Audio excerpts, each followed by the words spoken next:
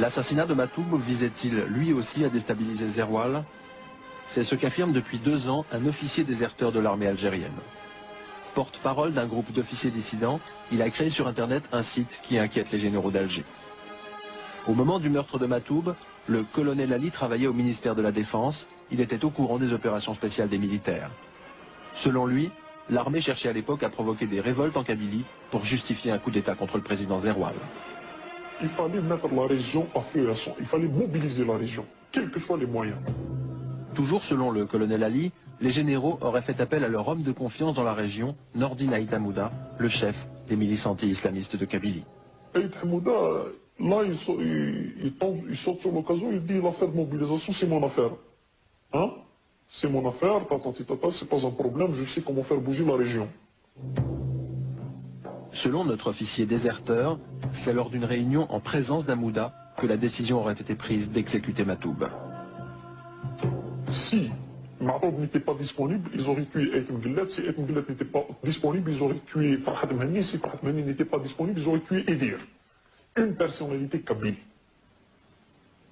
L'accusation est grave, nous contactons Hamouda. Vous savez, j'étais au courant de votre émission bien avant que vous m'appeliez, vous voyez? Mais vous étiez au courant comment? Ah, vous savez, autant vos services fonctionnent ici, autant que peut-être nous aussi on fonctionne chez vous, hein? Vraiment, vous êtes malhonnête. Nous parlons maintenant à Hamouda des accusations du colonel Ali. Vous pensez bien que j'ai lu, puis c'est sorti sur Internet. Ouais. Le bonhomme qui a écrit ça, Ouais. cette fameuse réunion, moi je me rappelle pas où ce que j'étais. Bon, bref, à supposer qu'on l'ait tenu. Donc, ce bonhomme-là, les moindres détails, donc il était avec nous. Il était avec vous ou alors il a écouté les enregistrements? Ah, parce qu'en plus, c'était des enregistrements. Vraiment, vraiment les flics français sont forts, hein. Et vous vous en souvenez de cette réunion ou pas? Arrêtez vos conneries, arrêtez vos conneries, arrêtez vos conneries. Vraiment, à ce jeu-là, vous êtes mal barré avec moi.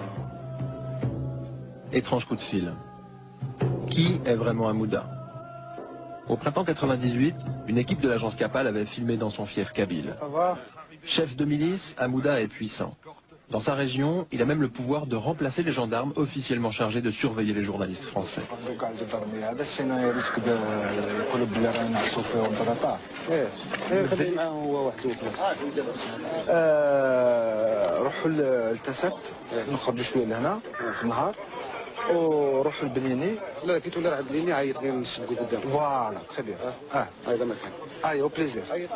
Chef paramilitaire, Hamouda est aussi député du Rassemblement pour la culture et la démocratie, un petit parti kabyle que Matoub avait souvent critiqué. Dès 90, le chanteur dénonçait publiquement dans le RCD une tentative de diviser les Kabyles. Sur son dernier album, on s'en prend au laquais servile d'un régime dictatorial, une attaque qui, selon les proches de Matoub, visait les dirigeants du RCD. Sur un de ces cahiers que nous avons pu consulter, le chanteur avait même écrit des textes encore plus violents, véritables brûlots, qu'il s'apprêtait à chanter sur scène.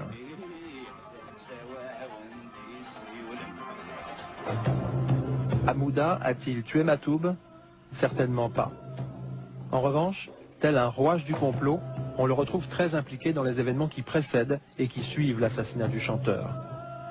Ainsi, avec le RCD, il a joué un rôle déterminant pour faire revenir Matoub en Algérie quelques jours avant son assassinat. En 97, Hamouda avait promis à Nadia, l'épouse de Matoub, de l'aider à obtenir un visa pour la France. Mais au lieu de lancer les démarches, le RCD avait étrangement conservé son passeport pendant plus de 7 mois. Furieux, Matoub avait dû revenir en Algérie pour demander des comptes au RCD. Ce qui est choquant, c'est qu'après, il ne pouvait plus les avoir au téléphone. Donc il appelle Saïd Sadi ou autre, il ne peut plus avoir personne au téléphone. Donc il y a eu... Le problème, c'est que j'étais bloqué là-bas et Lounès était bloqué avec moi. Bloqué en Algérie, Matoub va tomber dans l'embuscade mortelle.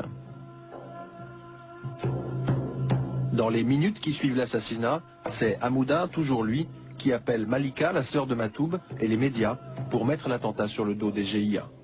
Le groupe terroriste du GIA connaît sa voiture, le connaissent lui particulièrement. Ils l'ont abattu donc dans un guet-apens. Il n'y a pas de doute pour ceux qui tuent en Algérie et partout.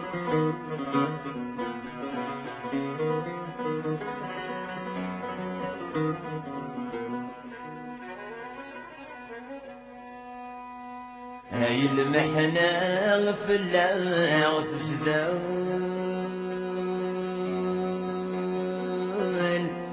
هاي قليل وين تسكن هاي ورد الران